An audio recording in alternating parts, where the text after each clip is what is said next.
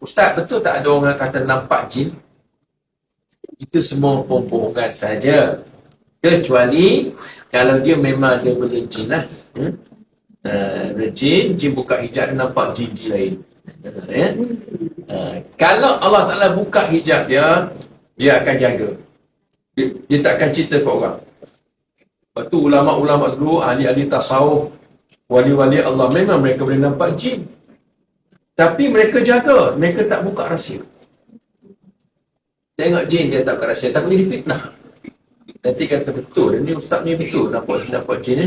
Sebab Quran kata dalam surah Al-A'raf ayat 27, innahu yarakum huwa wa qabiluhu min haitsu la tarawnahum. Sesungguhnya jin boleh melihat kamu, sedangkan kamu tidak boleh melihat mereka. Jadi dia nampak jin ni bagus ke tak bagus, betul tak betul. Saya pun jumpa sifu saya, masa tu dia hidup lagi, almarhum Tuan Guru.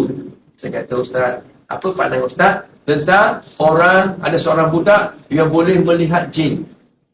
Saya tanya, Ustaz, apa pandangan Ustaz tentang seorang budak yang boleh melihat jin? Dia pun kata, itu satu bala.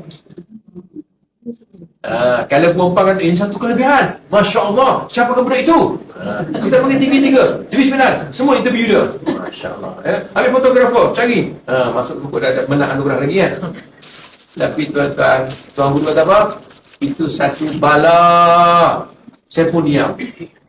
Bala? Tercikir bala macam mana bala ni? Kemudian beberapa bulan lepas tu, akhirnya mak dia telefon budak ni. Mak budak telefon, Ustaz, turun datang ke rumah Ustaz. Sebab apa? Tolong rawat anak saya. Anak makcik kan hak boleh tengok jin tu. Kenapa nak rawat apa? Ustaz, tolong tutup pandangan Ustaz. Saya tak mau dia tengok jin lagi. Budak dah. Itu makcik bangga sangat, megah sangat. Kenapa nak tutup? Sebab susah Ustaz. Sekarang dia nak SPM, buka buku nampak jin. Jin tu kacau dia tak baca buku Ustaz. Saya tengok sifu kata, itu satu bala. Tuan dah sebut dah. Innahu yarakum huwa wa qabiluhu min haitsu la tarawnahum. Kita tutup pandangan dia, barulah dia tenang dia. Tapi tak nampak lah. Habis keistimewaan dia. Yang konon-konon keistimewaan habis lah. Tapi tak apalah. Hidupnya terganggu sebenarnya bila nampak benda tadi.